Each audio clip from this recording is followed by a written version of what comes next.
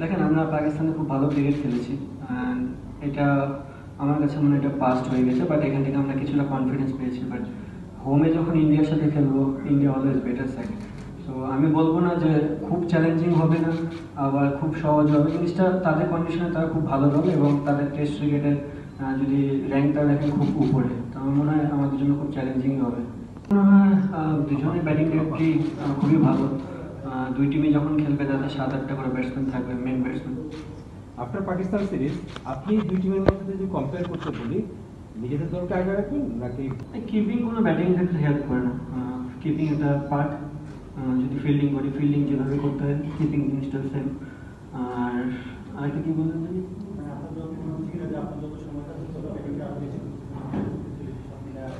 না, স্বাভাবিক। আমি অলমোস্ট 9-10 বছর হয়ে গেছে ক্রিকেট খেলছি, সো ওইটুকু এক্সপিরিয়েন্স তো হয়েছে। এখনই সময় দায়িত্ব নেওয়ার, দায়িত্ব যদি এখন না নিই তো আর কবে। সো সুযোগ পেলে আমি বলতেছি যে জিনিসটা যে দায়িত্ব নেওয়ার সময় এসেছে, বাট জিনিসটা এই না যে প্রতি ম্যাচে আমাকে দায়িত্ব নিতে হবে। আমি মানুষ, আমাদের মিস্টেক হতে পারে। না, আপনি একটা খুব ভালো পয়েন্ট বলেছেন। এটা আমাদের আসলে প্লেয়ারদের ফোকাস করা উচিত, কারণ টেস্ট ক্রিকেটে সেশন যেহেতু জিততে হয়, প্রত্যেকটা সেশন অনেক ইম্পর্টেন্ট।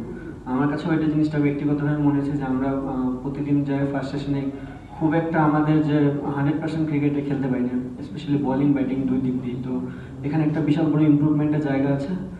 আর দেখেন, ড্রেসিং রুমে আমাদের সবসময় পজিটিভ মেন্টালিটি কথাবার্তাই হয়, আমরা কীভাবে কামব্যাক করতে পারি, কীভাবে গেমটাকে চালাতে পারি। সো এটা তো সবসময় পজিটিভ ওয়েতেই কথাবার্তা হয়, বাট একটা জিনিস যেটা ভালো যে আমাদের ওখানে একটা ইমপ্রুভমেন্টের জায়গা আছে এবং আমরা চেষ্টা করবো জিনিসটা ভালো করার। আমার মনে হয় আমার কাছে যে বলটা মনে হয় স্কোরিং জোনের বল, আমি ওটাকে স্কোর করার চেষ্টা করি। আর অবশ্যই এখন যে কোনো ফর্মেটেই আপনি দেখবেন রানটা প্রাধান্য মানুষ বেশি দেয়।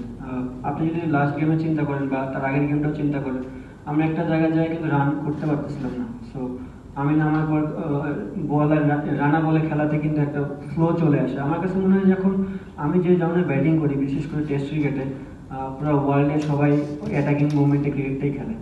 স্বাভাবিক বিষয়, টেস্ট ক্রিকেটে অ্যাটাকিং ফিল্ডিং থাকে, আউট হওয়ার চান্স যেমন বেশি থাকে, স্কোরিং করার অপরচুনিটিও বেশি থাকে। ওভারে স্পেল হয়ে যায় বা 12 ওভারে স্পেল তাদের জন্য আসে। পরে স্পেলটাতে খুব মানে আছে না একটা যে দিনে ফার্স্টে এবং শেষের দিকে আসে। তো আমার কাছে মনে হচ্ছে এটা একটা অপরচুনিটি। প্লাস নিউ বলটা ছিল যেখানে রান করাটা একটু ইজি ছিল, বিকজ তারা টায়ার্ড এবং বলটা ভালো ব্যাটে আসতেছিল, ওল্ড বলটা খুব একটা ব্যাটে আসছে। তো আমি এবং শিবাই ডিসকাস করেছিলাম যে এটা একটা বিশাল অপরচুনিটি আমাদের রানটা কিছু আগায় নেওয়ার জন্য। আমার মনে হয় আমি পজিটিভ ইন্টার নিয়ে ফেলেছি। চাপ ভাইয়া সব জায়গায়, শুধু ওপেন করলে চাপ আর ছয়ে খেললে চাপ না। আর ব্যাটসম্যানরা এটা ভুল কথা, আমার থেকে ভালো ব্যাটসম্যান নিচে আছে, মিরাজ। তো ব্যাটসম্যান আছে আর চাপ না। আমার কাছে মনে হয় টেস্ট ক্রিকেট এমন একটা খেলা, আপনার হাতে অনেক সময় আছে। সো আপনি যখনই ব্যাটিং করেন, আপনাকে জিরো থেকে স্টার্ট করে সারাদিন সময় আছে আপনার ইমপ্লিমেন্ট করে। তো আমার মনে হয় চাপ না।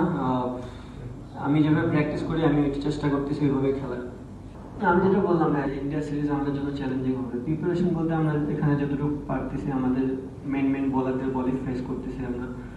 কিছুটা ডিফিকাল্টি তো আছেই, কারণ কোকাবুরা বলে যে বেসিক যে জিনিসটা সেটা হচ্ছে নতুন বলটা একটু ডিফিকাল্ট, পুরাতন বলটা খেলাটা ইজি। বাট এসজি বলে নতুন বলটা একটু ইজি, পুরাতন বলটা খেলাটা ডিফিকাল্ট। সো আমরা প্র্যাকটিস করতেছি, দেখা যাবে কি।